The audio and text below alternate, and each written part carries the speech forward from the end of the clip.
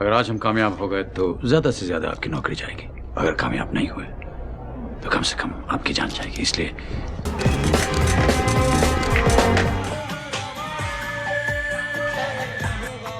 एक जैसी कहानी और एक ही जैसे किरदार, लेकिन फिल्में दो। ऐसा पहली बार नहीं हुआ कि किसी हॉलीवुड मूवी की हिंदी रीमेक बनी हो, लेकिन ये पहली बार हुआ कि बॉलीवुड रीमेक ने कमाई के मामले में अपनी ओरिजिनल हॉलीवुड फिल्म को पीछे छोड़ दिया था। और ओरिजिनल डायरेक्टर बॉलीवुड और इसकी स्टार वैल्यू का फैन हो गया था।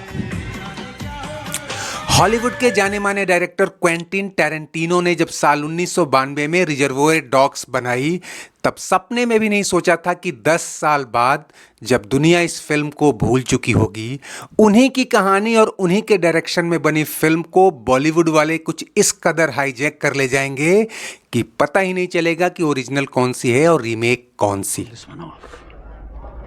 If we pull this one off, at worst you lose your job.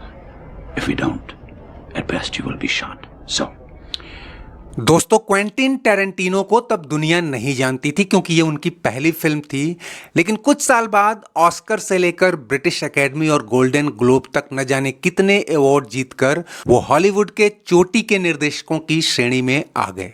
हालांकि इस फिल्म ने बॉक्स ऑफिस पर बहुत ज़्यादा धमाल नहीं मचाया, लेकिन क्रिटिकली उसकी काफ़ी तारीफ हुई और कुछ फिल्म समारोहों में सराही भी गई थी। ये फिल्म 6 अपराधियों की कहानी थी जिन्हें एक मिस्ट्री बॉस के द्वारा एक हीरे की चोरी के लिए चुना गया है। सभी नकली नामों से काम करते हैं, जैसे mister white, mister blonde, mister pink. उनकी योजना फेल हो जाती है क्योंकि पुलिस पहले ही मौके पर पहुंच जाती है और ये सभी भागकर एक सुरक्षित गोदाम में पहुंच जाते हैं। अब यहाँ उनका आपस में तनाव बढ़ जाता है क्योंकि शक है कि उनमें से ही कोई एक पुलिस का मुखबिर है, और ऐसा ही था। फिर आपसी विश्वास, अविश्वास और धोखे का खेल शुरू होता है और फिल्म एक निर्णायक शूट आउट के साथ खत्म होती है।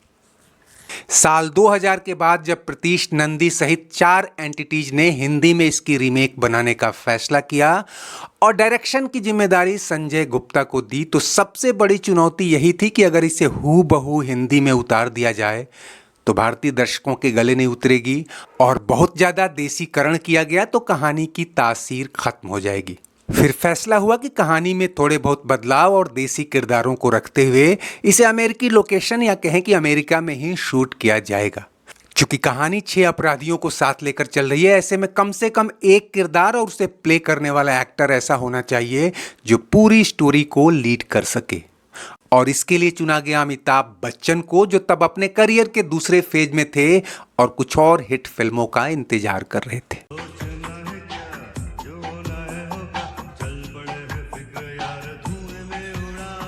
पूरी फिल्म लॉस एंजलिस में शूट की गई। प्लॉट में जो बड़े बदलाव किए गए थे वो कि ओरिजिनल फिल्म में हीरा लूटने की बात थी, जबकि यहाँ बैंक लूटने की योजना चल रही थी। अमिताभ के अलावा संजय दत्त, सुनील शेट्टी, कुमार गौरव जैसे चर्चित चेहरे तो थे ही, रति अग्निहोत्री, मलाइका अरोड़ा, ईशा कोप्पिकर जैसी हीरोइनें भी थीं।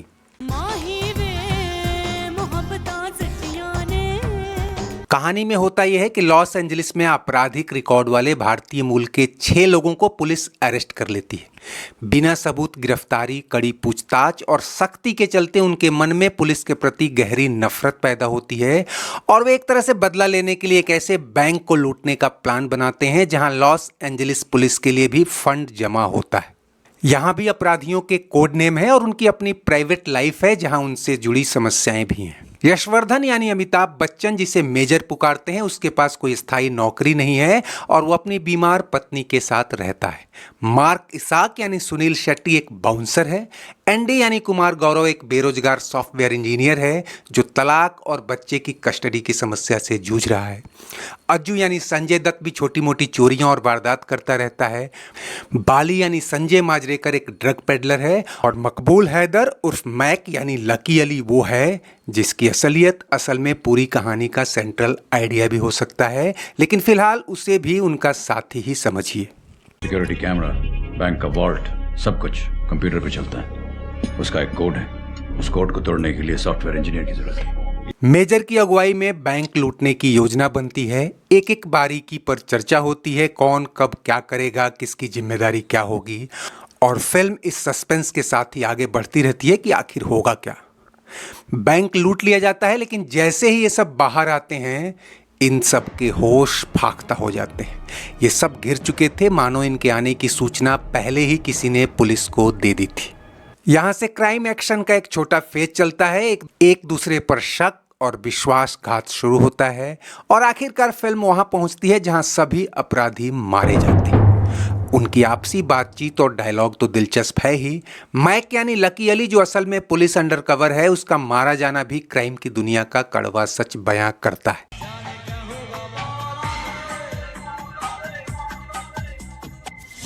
एंडी बच निकलता है और उसका भाग्य दर्शकों की कल्पना पर छोड़ दिया जाता है। निश्चित तौर पर यह उस तरह की क्राइम एक्शन फिल्म नहीं है जो 70 और 80 के दशक में बॉलीवुड में बना करती थी। हालांकि अंडरवर्ल्ड क्राइम पर पहले भी फिल्में बन चुकी थी, लेकिन एक हॉलीवुड मूवी की पूरे हॉलीवुड एनवायरनमेंट में रीमेक बनाने की ये पहली कोशिश थी और उस समय दर्शकों ने इसे हाथों हाथ लिया था। रिजर्वोयर डॉग्स और कांटे में कई सीन एक जैसे हैं। अपराधियों का इकट्ठा होना, उनका परिचय, प्लान बनाना, सब कुछ लगभग उसी अंदाज में चलता है। लेकिन कांटे इस मायने में अलग है कि बॉलीवुडिया स्टाइल में दर्शकों को बांधे रखने के लिए कुछ देसी परोसना था, इसलिए कई गाने और कुछ फीमेल एक्टर्स के साथ एक्सपेरिमेंट किए गए।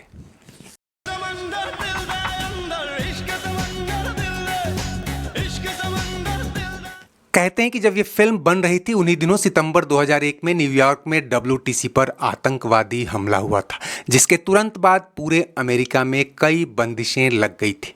इससे कांटे की लोकेशन और प्लॉट में भी कई बदलाव करने पड़े थे।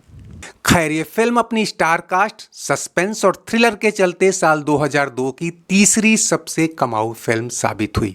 उस साल की टॉप ग्रॉसर लिस्ट में पहले नंबर पर देवदास और दूसरे पर थी राज और तीसरे पर कांटे रही। अगर ओरिजिनल फिल्म रिजर्वोयर डॉग्स से तुलना करें तो जहां उसने बिलो एवरेज रहकर $1.2 मिलियन की मामूली कमाई की थी, कांटे ने भारत और दुनिया भर में कुल मिलाकर करीब $7 मिलियन कमाया था। मेगा बजट फिल्म थी और इसकी कमाई इसके 28 करोड़ के बजट के मुकाबले बहुत ज़्यादा नहीं थी। फिल्म के लिए सबसे बड़ा सरप्राइज तब मिला जब ओरिजिनल डायरेक्टर क्वेंटिन टैरेंटिनो ने इसकी जमकर तारीफ की और कहा कि मेरे काम की अब तक की जितनी भी रीमेक बनी है उनमें ये बेस्ट है। अमिताभ बच्चन के लिए फिल्म इस लिहाज से अहम रही कि उन्हें बेस्ट एक्टर के फिल्म फेयर के लिए नॉमिनेट किया गया था। एक अच्छी बात यह दिखी कि जहां 2000 में मोहब्बतें और 2001 में कभी खुशी कभी गम जैसी ब्लॉकबस्टर फिल्मों के बीच वो थोड़े गार्जियन टाइप होने लगे थे, इस साल यानी 2002 में आंखें और आखिरकार कांटे में उनका किरदार फिर नए टोन और नए तेवर में दिखा। दोस्तों, अगर वीडियो पसंद आया हो तो चलते चलते इसे लाइक और शेयर कीजिए और अगर चैनल सब्सक्राइब नहीं किया है तो वो भी कर डालिए। कमेंट बॉक्स में आपकी हर राय का स्वागत है। शुक्रिया, नमस्ते, आभार।